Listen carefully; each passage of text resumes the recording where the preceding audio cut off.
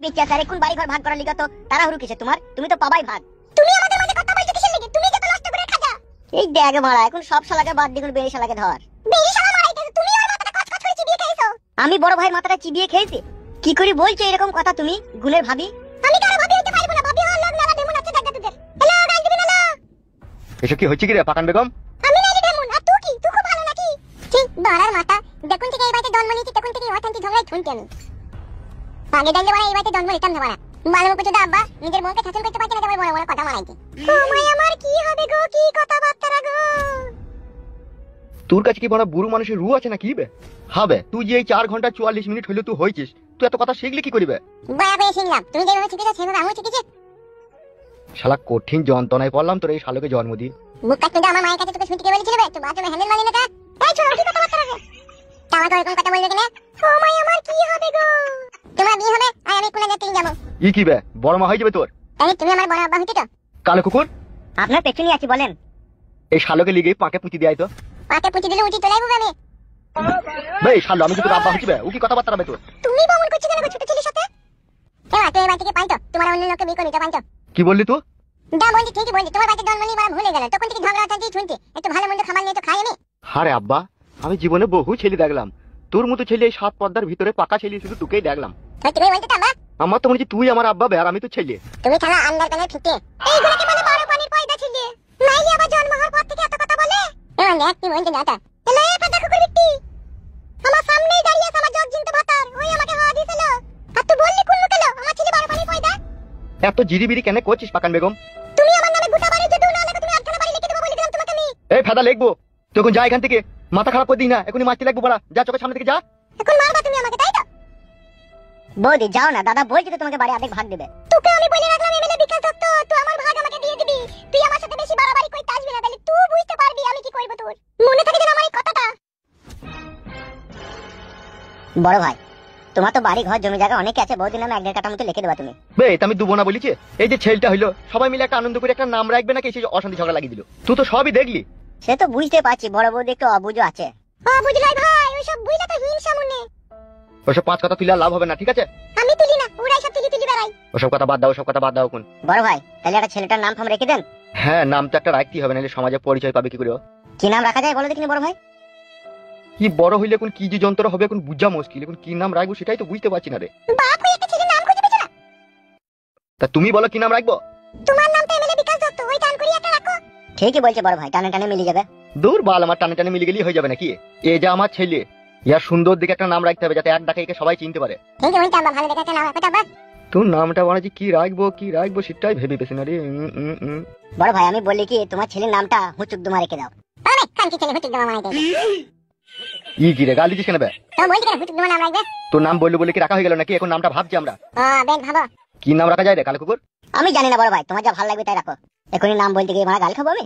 এখন থেকে নামটাই খুঁজে পেছো না নাকি তুমি? কতই তো মেলাই তো নাম আছে, যে কোনো রাখলেই হয়। কি গো পেলা নামটা? একটা নাম পেয়েছি, তোমাদের আবার পছন্দ হবে নাকি কি জানি। বলো বলো কি নাম? আমি আমার এই ছেলের নাম রাখতে চাই জর্দার কইটো। ভালো নাম আমার দন্ডা কইটো ভালো নাম। পছন্দ হয়েছে বাপ তোর নামটা? পছন্দ হইছে আমার, পছন্দ হইছে। কি রে সাদা কুকুর নামটা কেমন? ফাইন নাম বড় ভাই, জর্দার কইটো নাম ফাইন নাম। তাইলে কি আজ থেকে ওর নাম জর্দার কইটোই হবে নাকি? হ্যাঁ, আজ থেকে ওর নাম হচ্ছে জর্দার কইটো। তাইলে আমি বড় হইলে পায়ে খাটি কটু কেট করব। হ্যাঁ আম্মা। কি সুন্দর লাগি তোমার, কি সুন্দর পাছা, ওই পাছা দেখে মনে হয় লাগাইতে ইচ্ছা হয়। উড়ি উড়ি উড়ি উড়ি বলেন কি? কখন বড় শরীরে লাইট উড়ে চুঁ করে যাবার পুঁ করে দিয়ে ঝুলে দিয়ে চলে আসবো। কাকে চাই? তুই কে? তুই কে বল সেটা আগে বল, আমি কে পরে জানবি। তুই কে বল? তোর বড় সাহস তো কমলাই, তোমার এইটুকু নেংটির বাল তুই আমাকে তুতুকারি করিস? এখন কেউ নেই এখানে, এখন আসতে পারিস তো। এই বাল, তুই কার সাথে কি কথা বলছিস জানিস তো? তুই বড় কে আমার জানার কোনো প্রয়োজন নাই, ঠিক আছে? তুই কিসের লেগে এসেছিস সেটা বল। আমি এমএলএ বিকাশ দত্তের সাথে দেখা করতে এসেছি। ও নেই কখন? কোথায় গেছে? ও ছেলে হয়েছে আর বইয়ের বাড়ি গেছে।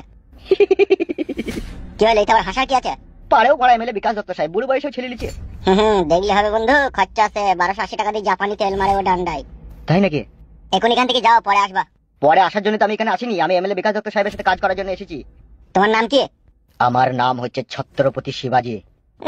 ফেদ্দা মুকু মাঙের তেনা কপালি ছোড়া, তোর নাম যদি হয় ছত্রপতি শিবাজি, তাহলে আমাদের নাম কি হওয়া উচিত ছিল বে?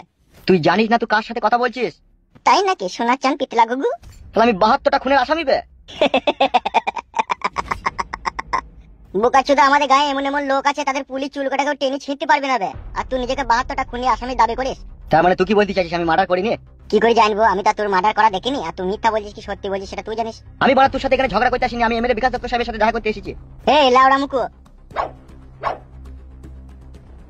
এমএলএ সাহেবের সাথে দেখা করতে এসেছিস, সে যখন আসবে তখন দেখা করবি, ঠিক আছে? এখন ওই গাছটা লাগিয়ে বস গাবাড়া, জ্বালাই না আমাকে। বেশ ঠিক আছে, এমএলএ বিকাশ দত্ত সাহেব আসুক, আমাকে এত বড় অপমান করার মজা তোকে বুঝাবো। শালা বৈদ্যুর বাচ্চাকে না এখনই আবল তাবল মার দেবো, চিনিস তো আমাকে? তুই এমএলএ সাহেবের সাথে কাজ করিস, আমিও তো কাজ করতে এসেছি, তুই এরকম করছিস কেন? তোমার দাদা হয়ে গেছি নাকি? তোকে আমি বললাম বোকাচোদা আমি দাদা হয়ে গেছি, তোকে বললাম। বেশ ঠিক আছে, এমএলএ সাহেব আসুক, তারপর আমি বলছি সব কথা। সে যখন আসবে তখন বলবি যা এখান থেকে যা, ওই গাছতলায় বস গে যা। আমিও দেখে নেবো, তোকে দেখবি। তুই একই ভালো ছিঁড়তে পারবি না বে আমার। সে সময় এলেই দেখা যাবে। বাল মুখে এমএলএ বিকাশ দত্ত সাহেব বাল ছাড় লোকের জড়ো করেছি। শালা বৈদ্যুর একই বাল ছিঁড়ার ক্ষমতা নাই, বুঝে আমি 72টা মার্ডার করেছি। ছি, শালা রাকাল বাকালের সাথে বচ্চি মাথাটা যন্ত্রণা ধরে গেল বড়া। একটা সিরিডন ট্যাবলেট খাইলি।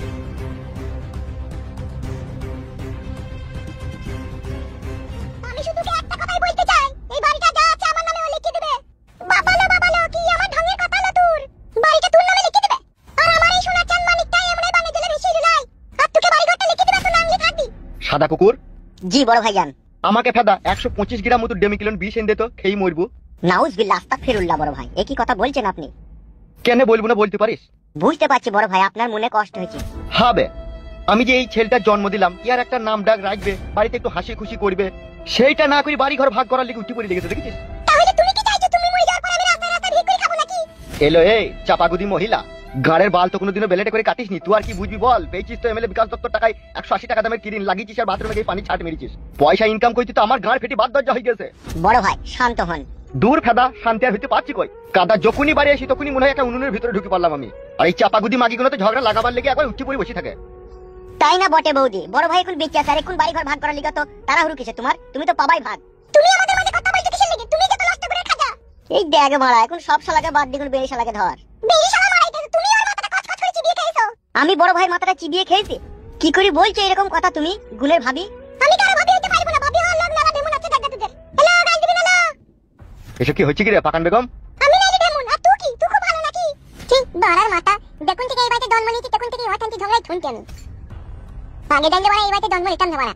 মালমো কিছু দা আব্বা নিজের বউকে শাসন করতে পারছে না, তবে বড় বড় কথা মারাইছে। ও মাই আমার কি হবে গো, কি কথাবার্তা গো? তোর কাছে কি বড় বুড়ো মানুষের রু আছে না কি বে? হবে, তুই যে এই 4 ঘন্টা 44 মিনিট হইলো তুই হইছিস, তুই এত কথা শিখলি কি করিবে? বয়া করে শিখলাম, তুমি যেভাবে শিখেছো সেভাবে আমিও শিখেছি। শালা কঠিন যন্ত্রণায় পড়লাম তোর এই শালোকে জন্ম দিয়ে। মুখটা তুই আমার মায়ের কাছে তোকে ছুটি কে বলেছিল বে? তুই বাথরুমে হ্যান্ডেল মারি না তা? এই ছোট কি কথাবার্তা রে? তাও তো এরকম কথা বলবে কেন? ও মাই আমার কি হবে